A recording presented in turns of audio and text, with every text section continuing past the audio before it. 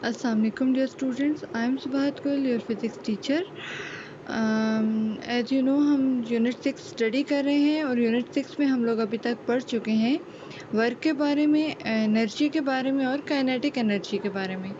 Today's lesson is all about potential energy और हम पढ़ लेंगे एनर्जी कन्वर्जन एंड कंजर्वेशन और मास एनर्जी इक्विवेलेंस के बारे में. ठीक है, तो starting from the potential energy, तो मैंने आपको बताया था प्रीवियस लेक्चर में कि पोटेंशियल एनर्जी और काइनेटिक एनर्जी में थोड़ा सा डिफरेंस है.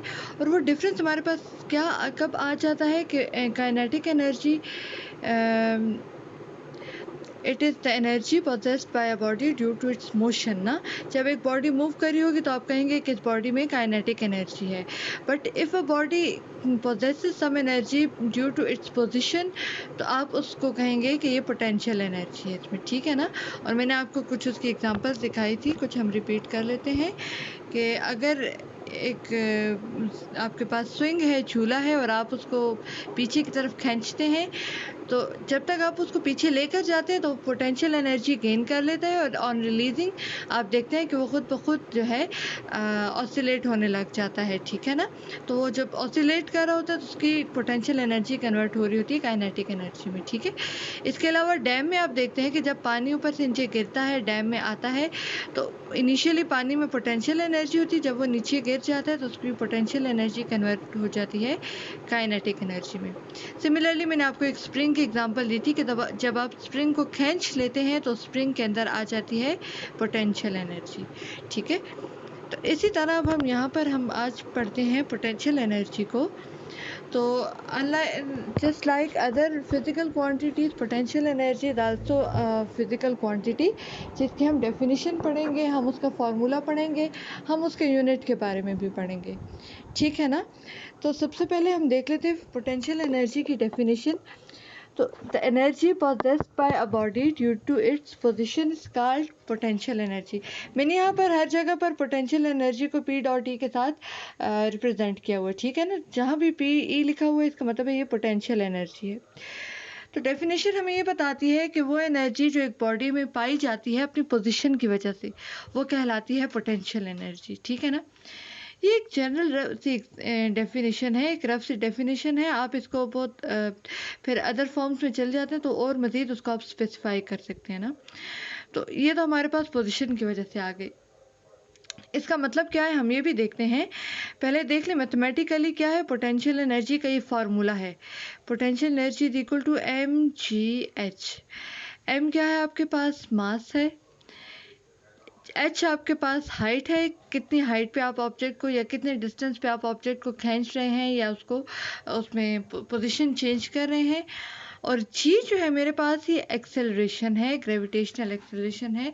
जब एक बॉडी नीचे गिर रही होती है, फ्री फॉल कर रही होती है, आप कोई पेन नीचे गिराते हैं ज़मीन की तरफ, तो उस टाइम पे जो उसकी मोशन को हम स्टडी करते हैं वो ग्रेविटेशनल एक्सेलरेशन होती है. ठीक है. एक्सेलरेशन होती है और जी का मतलब ही ग्रेविटेशनल एक्सेलरेशन होती है. तो अगर आप इन तीनों को मल्टीप्लाई करें तो आपके पास पोटेंशियल एनर्जी आ जाती है. ठीक है ना. ये आपके पास फार्मूला आ जाता है पोटेंशियल एनर्जी का. अगर आपको कोई इससे रिलेटेड एग्जांपल, न्यूमेरिकल कोई असाइनमेंट, कोई क्वेश्चन गिवन होगा तो उसमें आपको या मास गिवन होगा, ग्रेविटेशनल एक्सेलरेशन गिवन होगी, हाइट गिवन होगी और आपको कहा जाएगा पोटेंशियल एनर्जी फाइंड करें. या आपको पोटेंशियल एनर्जी गिवन होगी और इनमें से कोई दो चीज़ें गिवन होंगी और थर्ड आपको फाइंड करने का कहा गया होगा. ठीक है. पोटेंशियल एनर्जी का यूनिट हमारे पास आ जाता है जाउल, क्योंकि ये भी वर्क डन के इक्विवेलेंट है. आप एक बॉडी पे वर्क करते हैं और आप उसको फॉर एग्जांपल ये जैसे बुक में एग्जांपल ही आप इस पे वर्क डन करें, इस पे फोर्स अप्लाई करें और बुक को कुछ डिस्टेंस ऊपर की तरफ ले जाएं, ऊपर को उठा लें, तो आपने इस पे वर्क डन किया. This all work done is converted into potential energy and stored in the body in form of potential energy. ठीक है. हमारे पास फिर आ जाती हैं, तो इसलिए पोटेंशियल एनर्जी का यूनिट भी जाउल ही है. फिर हमारे पास आ जाती हैं types of potential energy. Potential energy को हम कुछ फर्दर टाइप्स में डिवाइड करते हैं, जैसे कि, और ये टाइप्स आप पिछली क्लासेस में पढ़ भी चुके हैं. ठीक है. तो पहली टाइप हमारे पास आ जाती है chemical potential energy. Chemical potential energy क्या है कि आपने खाना खाया, आपके अंदर पोटेंशियल आ गई है, ठीक है, पोटेंशियल एनर्जी आ गई है। उसके बाद आप बाकी सारे काम कर सकते हैं, आप भाग दौड़ सकते हैं। जब आप भागते हैं, दौड़ते हैं, खेलते हैं, कूदते हैं, तो आपकी पोटेंशियल एनर्जी कन्वर्ट हो रही होती है काइनेटिक एनर्जी में। तो ये जो पोटेंशियल एनर्जी आपके अंदर मौजूद होती है, ये केमिकल पोटेंशियल एनर्जी होती है फूड की वजह से, खाने की वजह से, ठीक है। दूसरी आपके पास आ जाती है इलास्टिक पोटेंशियल एनर्जी। ये तो आपको नाम से भी आइडिया हो रहा होगा, इलास्टिक पोटेंशियल एनर्जी। जैसे रबर बैंड है, आप उसे खींच लेते हैं, ठीक है, तो उसके अंदर पोटेंशियल आ जाती है ना, जब आप उसे छोड़ते हैं तो वो वापस आगे की तरफ चला जाता है और काफ़ी पेनफुल भी होता है। अगर आपको बहुत ज़ोर से आप उससे दूर तक खींच के छोड़ते हैं तो आपकी फिंगर को दुखा भी सकता है, ठीक है ना, क्योंकि उसमें इतनी पोटेंशियल आ चुकी होती है। और दूसरी चीज़ आपके पास स्प्रिंग है, इसकी एग्जांपल है। स्प्रिंग को भी जब आप खींच लेते हैं तो उसके अंदर इलास्टिक पोटेंशियल एनर्जी आ जाती है। जब आप उसको रिलीज़ करते हैं तो वो पोटेंशियल एनर्जी कन्वर्ट हो जाती है काइनेटिक एनर्जी में। फिर आपके पास है इलेक्ट्रिक पोटेंशियल एनर्जी, जो कि बैटरी वगैरह में होती है, ठीक है। बैटरी में आपकी इलेक्ट्रिक पोटेंशियल एनर्जी होती है और जब आप उसे कनेक्ट कर लेते हैं किसी भी बल्ब के साथ फॉर एग्जांपल, तो आपकी इलेक्ट्रिकल पोटेंशियल एनर्जी कन्वर्ट हो रही होती है लाइट एनर्जी में एंड हीट एनर्जी में। फिर आपके पास है ग्रेविटेशनल पोटेंशियल एनर्जी। तो ग्रेविटेशनल पोटेंशियल एनर्जी उन तमाम ऑब्जेक्ट्स में पाई जाती है जो नीचे गिरने की सलाहियत रखते हैं। आप एक चेयर को उठा लें, चेयर जब आप उठा लेते हैं तो आप उसमें पोटेंशियल एनर्जी आ जाती है, जब आप उसे छोड़ेंगे तो नीचे गिर जाएगी ना। तो ये जो पोटेंशियल एनर्जी है ये काइनेटिक एनर्जी में कन्वर्ट हो जाती है और चेयर नीचे की तरफ गिर जाती है, ठीक है। इसके अलावा आप ये फॉर एग्जांपल, ये बुक की एग्जांपल है, आप इस बुक को ऊपर की तरफ उठा लेते हैं, आप इसको छोड़ेंगे तो ये बुक नीचे ही आके वापस गिरेगी ना, तो ये फ्री फॉलिंग ऑब्जेक्ट है। तो जब आपने बुक को ऊपर की तरफ उठाया तो इस बुक में ग्रेविटेशनल पोटेंशियल एनर्जी आ गई, ठीक है ना। और एक टाइडल पोटेंशियल एनर्जी भी है, जो आपके दरिया में जो लहरें बन रही होती हैं, मद्दे होते हैं, तो ये टाइड्स हैं, इनमें भी ये पोटेंशियल एनर्जी है जो कि कन्वर्ट हो सकती है इलेक्ट्रिकल एनर्जी में या मैकेनिकल एनर्जी में, ठीक है। पोटेंशियल एनर्जी का ये फार्मूला जो हमारे पास था, P=mgh, आपने इसको याद कर लेना है, ठीक है। तो इसको हम डिराइव करते हैं, कैसे डिराइव करेंगे। लेट्स सपोज हमारे पास एक बुक है, एक ऑब्जेक्ट है जिसका मास m है, ठीक है, और आप उसको लिफ्ट कर लेते हैं कुछ हाइट h तक, ठीक है ना। और जब जाहिर आप इसे छोड़ेंगे तो ये कुछ नीचे गिरेगी ना, तो जो इसकी मूवमेंट होगी या एक्सेलरेशन होगी वो आपके पास कहलाएगी ग्रेविटेशनल एक्सेलरेशन, ठीक है, और वो g होती है, ठीक है। g कांस्टेंट वैल्यू है इसकी, अपनी एक कांस्टेंट 9.8 मीटर पर सेकंड स्क्वायर इसकी वैल्यू है, ठीक है ना। अच्छा, तो g तो कांस्टेंट हो गया आपके पास। एक बुक आपने ली जिसका मास m था, आपने इसे कुछ हाइट पर उठा लिया, ठीक है ना। जब आपने इसको ऊपर की तरफ उठाया तो आपने इस पर वर्क डन किया ना, तो वो वर्क डन मेरे पास क्या होगा, उस वर्क डन की वजह से इसमें पोटेंशियल एनर्जी स्टोर होगी ना। अब सॉरी, अब देखिए वर्क डन का फॉर्मूला क्या है आपके पास, W=F × S। F क्या है आपके पास, अब थोड़ा सा हम इसको साथ साथ देखेंगे। W आपके पास वर्क था, F आपके पास फोर्स है और S आपके पास डिस्टेंस है, ठीक है ना। तो यहाँ पर जो आपने फोर्स अप्लाई की है, अब मैं आपको थोड़ा सा बता दूँ, हम 2-3 दफ़ा मैं आपको बता चुकी हूँ कि मास और वेट में डिफरेंस होता है, ठीक है ना। वो डिफरेंस हम यहाँ पे थोड़ा सा डिस्कस कर लेते हैं। मास क्या है कि एक बॉडी जिस मैटर से मिलकर बनी हुई है वो उसका मास है ना, ठीक है। एक बुक है, वो पेजेस हैं, उसमें कागज़ यूज़ हुआ है, वो उसका मास है। आपका मास क्या है, आपके अंदर जो बोन्स हैं, जो फ्लैश है, हड्डियाँ हैं, गोश्त हैं, आपकी स्किन है और सब कुछ है, मसल्स हैं, ये सब आपका मास बनाते हैं, ठीक है ना। इस तरह आपकी इरेज़र है फॉर एग्जांपल, तो उसमें उसका मास क्या है, जो इरेजिंग मटेरियल से बनी हुई है, ठीक है ना, ये मास है। और वेट क्या होता है, वेट एक फोर्स होती है जो ऑब्जेक्ट को नीचे की तरफ खींचती है। यही वजह है कि हम ज़मीन के ऊपर हैं, हम ज़मीन से उड़ नहीं जाते। जैसे स्पेस में चले जाते हैं ना एस्ट्रोनॉट्स वगैरह, तो वो वहाँ पर उड़ रहे होते हैं क्योंकि वहाँ पर उनका वेट नहीं होता। अब मास तो उनका होता है, वो उनका तो वही उसी चीज़ से वो बने हुए हैं, वही गोश्त है, वही उनका जिसमें मसल हैं, बोन्स हैं, सब कुछ है, लेकिन उनका वेट कम हो जाता है। वेट कम होता है तो वेट, मैंने आपको बताया ना, वेट एक फोर्स है जो कि ऑब्जेक्ट्स को नीचे की तरफ खींचती है। अब एक बॉडी का मास जितना ज़्यादा होता है उसका वेट भी उतना ही ज़्यादा हो जाता है, और जिसका मास कम होता है उसका वेट भी कम ही होता है, ठीक है ना। अब वापस आ जाते हैं फोर्स पे। तो यहाँ पर अब देखें ये जो बुक है इसको आपने कितनी फोर्स इस पे लगाई इसको उठाने के लिए, जितना इसका वेट था ना। अब अगर वेट कम होता तो आपको कम फोर्स लगा के उठाना पड़ता। अगर एक चीज़ जिसका वेट ज़्यादा होता है आप उसको ज़्यादा फोर्स से उठाते हैं ना, तो ये फोर्स जो है आप वेट के इक्वल अप्लाई कर रहे थे। वेट, अब यहाँ देखें वेट का W स्मॉल होता है, सिंबल जो है वो स्मॉल w होता है, कैपिटल W वर्क का सिंबल होता है, ठीक है ना। तो force is equal to weight is equal to, अब ये वेट का फार्मूला है F is equal to M, W is equal to mg। जैसे आप फोर्स पढ़ते हैं ना F is equal to M A, यहाँ पर वेट में A की जगह पर G आ जाता है। G भी एक्सेलरेशन ही है ना, A एक्सेलरेशन होता है ना, तो G भी एक्सेलरेशन है लेकिन ये ग्रेविटेशनल एक्सेलरेशन है, ठीक है ना। और जो मेरे पास तीसरी चीज़ आ जाती है कि जो डिस्टेंस है, तो डिस्टेंस आप देखते हैं कि इस बुक ने कितना डिस्टेंस कवर किया है, इस हाइट के जितना डिस्टेंस कवर किया है, ठीक है ना। तो मैंने S is equal to H लिख दिया, इस फार्मूला को मैंने नंबर 1 दे दिया, इस इक्वेशन को मैंने इक्वेशन नंबर 2 दे दिया और इसको मैंने इक्वेशन नंबर 3 दे दिया। आप यहाँ साइड पे देख लें, W वर्क है, capital W, capital F force है, S डिस्टेंस है, स्मॉल w वेट है, M मास है, G एक्सेलरेशन है और H आपके पास हाइट है, ठीक है ना। यहाँ जो जो मैंने सिंबल्स यूज़ किए मैंने उनके साथ नेम्स लिख दिए। अब अगर आप नंबर 2 और नंबर 3 इक्वेशन को 1 में पुट करते हैं, यानी कि जहाँ पर F लिखा हुआ है F की जगह पर आप mg लिख दें और जहाँ S लिखा हुआ है S की जगह पर आप H लिख दें। तो put 2 and 3 in 1, equation 2 and equation 3 को आप इक्वेशन 1 में पुट करें तो आपके पास P is equal to mgh आ जाते हैं, ठीक है। ये आपके पास पोटेंशियल एनर्जी का फॉर्मूला डिराइव हो गया। फिर आपके पास आ जाता है नेक्स्ट टॉपिक आपका है एनर्जी कन्वर्जन एंड कंजर्वेशन। तो ये बहुत सिंपल टॉपिक है, बहुत दफ़ा आप पढ़ चुके हैं इसको, बहुत कॉमनली हम इसको अब थोड़े से एग्जांपल्स के साथ देख लेते हैं और आप इसको छोटी क्लासेस में पढ़ भी चुके होंगे। एनर्जी कन्वर्जन यानी कि एनर्जी कन्वर्ट हो सकती है, एंड कंजर्वेशन यानी कि ये ज़ाया नहीं हो सकती, ना खुद से बन सकती है ना ख़त्म हो सकती है, ठीक है। ये एनर्जी की प्रॉपर्टी हम यहाँ पे पढ़ेंगे। तो देखिए क्या है,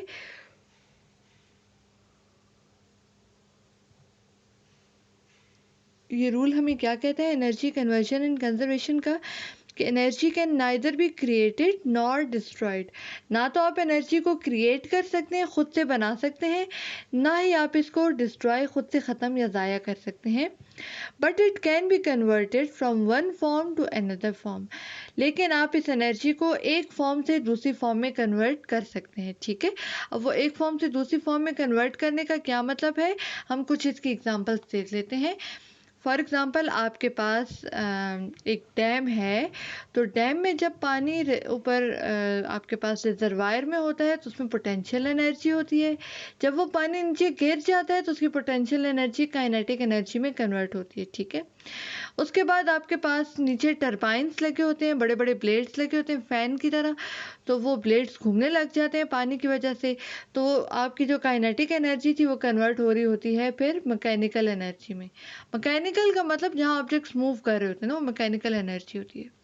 और फिर जब ये बिजली पैदा होती है आपकी, तो फिर आपके पास घरों में आपके पहुंचती है और आप उसको फिर लाइट ऑन करते हैं, यानी कि जो आपकी मैकेनिकल एनर्जी थी वो कन्वर्ट होती है इलेक्ट्रिकल एनर्जी में, और इलेक्ट्रिकल एनर्जी कन्वर्ट होती है आपकी लाइट एनर्जी में, साउंड एनर्जी में, हीट एनर्जी में, ठीक है ना। इसी तरह आपके पास ये जो आप जैसे बटन ऑन करते हैं तो आपके पास स्विच में क्या आ रही है, इलेक्ट्रिकल एनर्जी आ रही है ना। फॉर एग्जांपल आपने फ़ैन ऑन किया, तो जब आप फ़ैन ऑन कर लेते हैं तो इलेक्ट्रिकल एनर्जी कन्वर्ट हो जाती है मैकेनिकल एनर्जी में। अगर आप बल्ब ऑन करते हैं तो इलेक्ट्रिकल एनर्जी कन्वर्ट हो जाती है लाइट एनर्जी में। अगर आप इलेक्ट्रिक हीटर ऑन कर लेते हैं तो आपकी इलेक्ट्रिकल एनर्जी कन्वर्ट हो जाती है हीट एनर्जी में, ठीक है, थर्मल एनर्जी में। तो ये एनर्जी कन्वर्जन एंड कंजर्वेशन की कुछ आपके पास एक्सप्लेनेशन मैंने दे दी है, आपकी बुक में इसके कुछ टॉपिक्स मज़ीद लिखे हुए हैं, ठीक है ना, एग्जाम्पल्स हैं इसकी। नेक्स्ट हमारा टॉपिक है मास एनर्जी इक्विवेलेंस, यानी कि एनर्जी और मास में क्या इक्विवेलेंस है, ठीक है ना। ये वही टॉपिक है जो कि ये वही इक्वेशन है जो कि हम बिल्कुल फर्स्ट लेक्चर में हमने पढ़ी थी। फर्स्ट लेक्चर में हमने फिज़िक्स की डेफिनेशन पढ़ी थी ना, कि physics is the branch of science which deals with the properties of matter energy and there mutual relationship. तो वहाँ पर मैंने आपको बताया था, ये एक फार्मूला या एक इक्वेशन बताई थी। तो अब हम उसी चीज़ को दोबारा से रिकॉल करते हैं। तो आप देखें, physics is a branch of science which deals with the properties of matter. Matter आपके पास क्या है, जिसका मास होता है ये m, matter, energy E and there mutual relationship. तो इनका ये म्यूचुअल रिलेशनशिप है ना आपस में, E is equal to mc², ये एक रिलेशनशिप है ना इनका आपस में, ठीक है ना। देखें, E एनर्जी है, m मास है, c स्पीड ऑफ लाइट है। अब यहाँ पर मैं आपको बताऊँ कि स्पीड ऑफ लाइट कितनी ज़्यादा है। तो आप देखें 3 है और इसके आगे मैंने 8 0 लगाए हुए हैं, ठीक है ना। यानी कि अगर आप इसको कन्वर्ट कर लेते हैं स्टैंडर्ड नोटेशन में, तो 3 × 10⁸ आ जाता है आपके पास। इतने मीटर हैं, ये ना 30 मीटर है, ना 300 मीटर है, ना ये 3000 मीटर है, ये बहुत ज़्यादा डिस्टेंस है, ठीक है। इतने बहुत मीटर 1 सेकेंड में कवर करती है लाइट। मीटर तकरीबन 1 गज के बराबर होता है, ठीक है ना, तकरीबन गज के बराबर होता है। तो आपके पास 1 गज जो है, 1 गज, ठीक है, 1 गज नहीं, यहाँ पर हम बात कर रहे हैं 3 और इसके आगे मैंने 8 zeros लगाए हुए हैं, ठीक है ना। इतने बहुत मीटर्स 1 सेकेंड में कवर करती है लाइट। लाइट की स्पीड बहुत ज़्यादा है, ठीक है ना। ये तो मैंने स्पीड ऑफ लाइट का बता दिया आपको। अब वापस आ जाते हैं अपने मास एनर्जी रिलेशनशिप पे। तो इससे हम 2 मानियाँ ख़त्म कर सकते हैं, 2 बातें हमें पता चल सकती हैं। एक तो ये है कि energy and mass can be converted into each other. आप एनर्जी को मास में कन्वर्ट कर सकते हैं और आप मास को एनर्जी में भी कन्वर्ट कर सकते हैं। और ये मैं आपको इसकी एग्जांपल, बड़ी सिंपल सी एग्जांपल्स दे चुकी हूँ। जैसे कि आप लकड़ियाँ अगर जला लेते हैं तो लकड़ी का मास होता है और जल जाती है तो वो मास कन्वर्ट हो जाता है हीट एनर्जी में, ठीक है ना। इसके अलावा आप एनर्जी को भी मास में कन्वर्ट कर सकते हैं, ठीक है। और दूसरा इसका मतलब जो है वो बड़ा सिंपल है, बड़ा आसानी से आपको समझ आ जाएगा। अगर आप देखें इस एक फार्मूला को देखें, अगर आप एक मास ले लें, कोई भी ऑब्जेक्ट ले लें जिसका मास है ना, ठीक है, और उसको थोड़ी सी भी स्पीड अगर आप दे देते हैं, सी क्या स्पीड है ना, अगर आप उस मास को स्पीड दे देते हैं तो उसके अंदर एनर्जी आ जाती है, ठीक है, उसके अंदर एनर्जी आ जाती है। इसकी एग्जांपल क्या आप लेंगे कि नाउ लिसन टू दिस। अगर ये पेन है मेरे पास, ठीक है, ये पेन रेस्ट पे पड़ा हुआ है तो इसकी कोई एनर्जी नहीं है, ठीक है ना। लेकिन अगर मैं इसको कुछ स्पीड के साथ फेंकती हूँ, ठीक है, इसको मैं कुछ स्पीड दे देती हूँ तो ये कहीं जाके गिरेगा ना। तो अब आप ज़रा इसकी आवाज़ पे गौर करें कि अगर इसकी स्पीड कम है अभी तो इसकी एनर्जी कितनी है, ठीक है। अब अगर मैं इसकी स्पीड बढ़ा देती हूँ तो फिर इसकी एनर्जी देखें, आपको फील हुई है आवाज़। और अगर मैं इसकी एनर्जी को इसकी स्पीड को मज़ीद बढ़ाती हूँ, थोड़ा ऊपर से और ज़्यादा स्पीड के साथ फेंकती हूँ, तो नाउ यू हैव ऑब्जर्व कि एनर्जी इंक्रीज हो गई, ठीक है। और ये सिंपल एक्सपेरिमेंट है, ये आप खुद भी कर सकते हैं। कोई भी हल्का सा ऑब्जेक्ट ले लें और आप उसको स्पीड के साथ मूव करते हैं तो उसकी एनर्जी होती है, वो आपको फील होती है, ठीक है ना। तो यही हमारे पास दूसरा इसकी जो ये इक्वेशन की इंटरप्रिटेशन आ जाती है। अ टिनी मास, एक छोटा सा mass, gains energy if it speeds up. उसको अगर आप एक छोटे से मास को स्पीड अप कर देते हैं तो उसमें एनर्जी आ जाती है, ठीक है ना। जैसे कि आप बहुत हल्का सा मास ले लें और अब आप यहाँ पर देखें कि उसको स्पीड ऑफ लाइट का स्क्वायर ले लें और उसके मुताबिक आप इसको उस ऑब्जेक्ट को स्पीड पे मूव करवाएं तो उसमें इतनी ज़्यादा एनर्जी आ जाएगी कि बहुत छोटा मास भी हो ना, बहुत छोटा मास, जो एक ज़र्रा जिसे हम कहते हैं एटम भी, तो वो भी अगर स्पीड ऑफ लाइट से मूव करे तो उसके अंदर एनर्जी आ जाती है, ठीक है ना। अब थोड़ा सा आपकी बुक पे देख लेते हैं। आपके पास यहाँ पर ये पोटेंशियल एनर्जी है और पोटेंशियल एनर्जी की कुछ एक्सप्लेनेशन आपको गिवन है। ये डेफिनेशन है, ये कुछ एक्सप्लेनेशन है, बहुत ज़्यादा हम कर भी चुके हैं। ये इसकी फिर मैथमेटिकल डेरिवेशन है, मैथमेटिकल प्रूफ है, ये इसका फार्मूला है। और ये एक आपको जैसे मैंने आपको बुक का बताया तो यहाँ पर उन्होंने उस बुक का फॉर एग्जांपल मास 0.3 किलोग्राम ले लिए और 2 मीटर पे उसको रेज कर दिए, ठीक है ना। और ये आपको कुछ ऑब्जेक्ट्स की एनर्जीज गिवन है, आपने इनको याद कर लेना है कि किस ऑब्जेक्ट की या किस चीज़ की एनर्जी कितनी ज़्यादा होती है, ठीक है ना। फिर आपके पास एक एग्जांपल है, थोड़ा सा इसको देख लें। The maximum height a typical human can jump is about 60 centimetre. एक आम आदमी जो है वो 60 सेंटीमीटर तक जंप लगा सकता है, ठीक है। आप खुद भी जंप लगा के देखें कि आप कितनी हाइट तक जंप लगा सकते हैं। By how much does the gravitational potential energy increases for 72 kg person? आपने क्या फाइंड करनी है? ग्रेविटेशनल पोटेंशियल एनर्जी, और ये आपको 72 kg क्या गिवन है? मास गिवन है, ठीक है ना। और 60 सेंटीमीटर आपको गिवन है, ये आपको डिस्टेंस गिवन है, लेकिन आपको पता है कि डिस्टेंस या लेंथ का स्टैंडर्ड यूनिट एसआई यूनिट क्या है? वो तो मीटर है ना, ठीक है। सेंटीमीटर नहीं है तो हम सेंटीमीटर को मीटर में कन्वर्ट कर लेते हैं। कैसे करते हैं? सेंटी की जगह पर हम 10⁻⁻² लगा लेते हैं, ठीक है ना। या आप सिंपली सेंटीमीटर को मीटर में कन्वर्ट करने के लिए आप डिवाइडेड बाय 100 कर लेंगे, ठीक है। तो आप 60 डिवाइडेड बाय 100 करें कैलकुलेटर पे तो 0.06 मीटर आ जाते हैं, ठीक है। ये मास आपको गिवन है, हाइट आपको यहाँ पर हमने फाइंड कर ली है। और एक्सेलरेशन ड्यू टू ग्रेविटी या ग्रेविटेशनल एक्सेलरेशन जी, इसकी 9.8 मीटर पर सेकंड स्क्वायर, ये तो कांस्टेंट वैल्यू है जो कि मैंने आपको भी लेक्चर के दौरान बताई है, ठीक है। ये आपको याद होनी चाहिए, ये आपको अक्सर नहीं दी होती लेकिन ये आपको याद होनी चाहिए। फाइंड आपने करनी है ग्रेविटेशनल पोटेंशियल एनर्जी, ठीक है। तो ग्रेविटेशनल पोटेंशियल एनर्जी का फार्मूला आप लिख देंगे, ठीक है। फार्मूला में आपने वैल्यूज पुट कर दी, मास की वैल्यू पुट कर दी, जी की वैल्यू पुट कर दी, एच की वैल्यू पुट कर दी, इनको मल्टीप्लाई कर लिया, या आपके पास आंसर आ जाता है, ठीक है ना। देखिए मैंने राउंड ऑफ किया। राउंड ऑफ कैसे किया है कि 6 जो है ये तो 5 से बड़ा नंबर है, इसको आप हटा देते हैं और इससे पिछला नंबर जो है वो एक टर्म बढ़ जाएगा, तो ये 423.4 हो जाता है। फिर आप मज़ीद राउंड ऑफ करते हैं तो ये तो 4 है, यानी कि 5 से छोटा नंबर है, तो आप इसको हटा देते हैं और यहाँ पर पिछला नंबर एज इट इज़ रह जाता है, तो 423 जाउल है, या आप इसको 420 जाउल आसान करके लिख सकते हैं, ठीक है। ये जो असाइनमेंट आपको गिवन है इसमें देखिए, an object of mass 10 kg, ये आपको मास गिवन है, it's lifted vertically through a height of 5 metre. आप उसको लिफ्ट करते हैं और ये हाइट आपको 5 मीटर गिवन है, तो आपको मास भी गिवन है, हाइट भी गिवन है, ये एम और एच गिवन है, और जी आपको ये यहाँ से पता चल जाता है, जी की वैल्यू है। आपने ग्रेविटेशनल पोटेंशियल एनर्जी इस फार्मूला से फाइंड कर लेनी है, ठीक है। एनर्जी कन्वर्जन एंड कंजर्वेशन के लिए उन्होंने कुछ एग्जांपल्स दिए हैं। A diver on a springboard, आप देखते हैं कि जो स्विमिंग कर रहे होते हैं तो वो पहले एक बोर्ड के ऊपर, इस तरह आप ये देखें, एक बोर्ड के ऊपर आकर जंप लगाते हैं। वो क्या करते हैं कि वो इस बोर्ड के ऊपर जंप लगाते हैं, ठीक है। वो अपनी फोर्स इसको, अपनी एनर्जी इसको बोर्ड को दे देते हैं और इसको इलास्टिक पोटेंशियल एनर्जी इस बोर्ड में आ जाती है, ठीक है। उसके बाद क्या होता है कि वो पोटेंशियल एनर्जी कन्वर्ट हो जाती है काइनेटिक एनर्जी में और बोर्ड ऊपर की तरफ मूव करता है, लिहाजा जो डाइवर है वो भी उड़ जाता है और गिर जाता है, ठीक है। जनरेशन ऑफ इलेक्ट्रिसिटी, तो ये वही डैम की एग्जांपल है जो मैंने आपको एक्सप्लेन कर दी। और फिर ये पोल वॉल्ट है, ये जो आप देखते हैं कि जो एक पोल ले लेते हैं, ठीक है, और उसकी मदद से जंपिंग करते हैं, तो ये वो एग्जांपल है, ठीक है। Point to ponder, what type of energy weight lifter use to lift weight. इस वेट लिफ्टर ने इस वेट को उठाने के लिए कौन सी टाइप ऑफ एनर्जी यूज की? तो the stored chemical energy in food enable the weight lifter to lift the barbell over her head.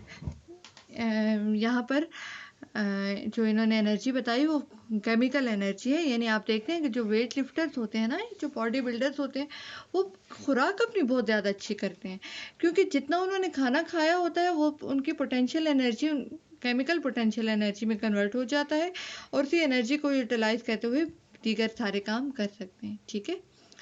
Last topic है मास एनर्जी इक्विवेलेंस, तो ये वही टॉपिक है जो मैंने आपको बताया, आप इसको रीड कर सकते हैं। ये पेजेस आपके साथ ग्रुप में शेयर कर दिए गए हैं, ठीक है।